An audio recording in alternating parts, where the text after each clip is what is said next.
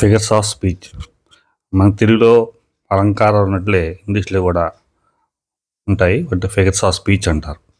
ఈ వీడియోలో మనము ఐరనీ అనేటువంటి ఒక ఫిగర్ ఆఫ్ స్పీచ్ గురించి తెలుసుకుందాం. Irony is a mode of speech in which the real meaning is exactly the opposite of that which is literally conveyed. వ్యతిరేకతా భావం అని కూడా అంటాం.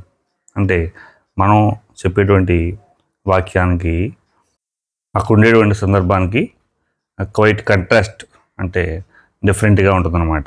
ఫర్ ఎగ్జాంపుల్, మనం బయటకు వెళ్తున్నప్పుడు అంటే హెవీ రెయిన్ ఉందనుకుందాం. అప్పుడు మనం what a lovely weather you are having అని అనుకోండి, ఇట్స్ ఎన్ ఐరనీ అంటే కంట్రాస్ట్ అన్నమాట.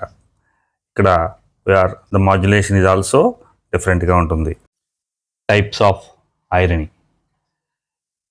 First one is verbal irony. అంటే when someone says something but meaning is opposite, దాన్ని వెర్బల్ ఐరనింగ్ అంటారు. ఎవరైనా ఒక తప్పు చేసేటనుకోండి, ఒక అబ్బాయి ఒక అమ్మాయి, మనం దాన్ని దట్ వాజ్ క్లవర్ అని అనుకోండి, it is called verbal irony అంటారు. Second one is situational irony. అంటే మనం ఎక్స్పెక్ట్ చేసిన దానికి అక్కడ జరిగేదానికి డిఫరెంట్ వస్తుందన్నమాట. Oh fire station burning down అనేది ఒక సిచ్యువేషనల్ ఐరనీ. అంటే ఫైర్ స్టేషన్ ఇది ఫైర్ని కంట్రోల్ చేయడానికి ఉంటుంది, అదే బర్న్ అయిపోతుందట. అట్లాగే an electrical engineer died with current shock while he was fixing a fuse in his house. It is an irony. Electrical ఇంజనీరే కరెంట్ షాక్ తగిలి చనిపోతాడట. అట్లాగే చీమల మందుకి చీమల పట్టింగ్ అంటారు. ఇవన్నీ కూడా ఐరనీ, సిచ్యువేషనల్ ఐరనీ అని చెప్తాం. Third one is dramatic irony. ఇది లిటరేచర్ అలాగే ప్లేస్ వాటి ఎక్కువగా ఉపయోగిస్తూ ఉంటుంటారు. ఇక్కడ ఒక ఆడియన్స్లో మనం చూస్తూ ఉంటాం, మనకు ఒక విషయం తెలుస్తుంది, కానీ దాంట్లో యాక్చువల్గా క్యారెక్టర్కి దాని విషయం తెలియదు. అట్లా మనం దాన్ని డ్రమాటిక్ ఐరనీ అంటాం. ఫర్ ఎగ్జాంపుల్, ఒక స్టేజ్ మీద ఒక క్యారెక్టర్ ఉంటుంది, ఆ క్యారెక్టర్ని చంపడానికి వెనకాల ఇంకొకడు రెడీగా ఉంటాడు. వాడు చంపడానికి ఉన్నట్టుగా ఆ క్యారెక్టర్ తెలియదు, కానీ మన అందరికి కూడా తెలుస్తుంది. మనం చూస్తుంటాం, వారు హైడ్ అయి ఉన్నాడు, వాడిని చంపేస్తాడేమో, ఎప్పుడైనా షూట్ చేస్తాడేమో అని మనం ఫీల్ అవుతూ ఉంటాం. కానీ యాక్చువల్గా ఆ క్యారెక్టర్ మాత్రము ఈ వెనకాల నన్ను చంపడానికి ఒకడు ఉన్నాడు అనేది వాడు తెలియదు వాడికి. ఇటువంటి వాటిని డ్రమాటిక్ ఐరనీ అంటారు. మనకి 9th English if I were you అనే యూనిట్లో ఐరనీ అనేది ఇంట్రడ్యూస్ చేయడం జరిగింది. 2 ఎగ్జాంపుల్స్ వాళ్ళు టెక్స్ట్ బుక్లో ఇవ్వడం జరిగింది. ఫస్ట్ వన్ ఏంటంటే, why this is a surprise. ఇది గెర్రార్డ్ అంటాడు.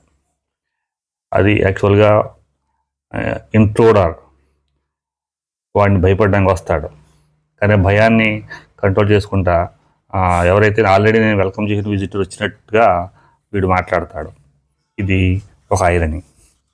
అట్లా second one is at last sympathetic audience. ఇది కూడా అంతే. ఈ ఇంట్రూడరు వాడికి ఇన్ఫర్మేషన్ తెలుసుకోవడానికి వాడు ఒక ఆడియన్స్ వినడానికి రెడీగా ఉంటాడు. కానీ గెర్రార్డ్ ఏం చెప్తాడంటే, ఇంట్రూడరు నేను చెప్పింది ఒక సింపథెటిక్గా వినేటువంటి ఒక ఆడియన్స్లా ఉన్నాడు అన్నట్టుగా ఇతను ప్రిటెండ్ చేస్తాడు. This is the irony. Some examples, you have been so modest. ఇది గెర్రార్డ్ అంటాడు. ఇంట్రూడర్ వీడి పట్ల ఈజ్ నాట్ మోడెస్ట్, ఇన్మోడెస్ట్ వాడు, కానీ దాన్ని వాడు కంట్రాస్ట్గా you have been so modest అంటాడు. అట్లాగే అట్లా సింపథిక్ ఆల్రెడీ మనం డిస్కస్ చేసాం.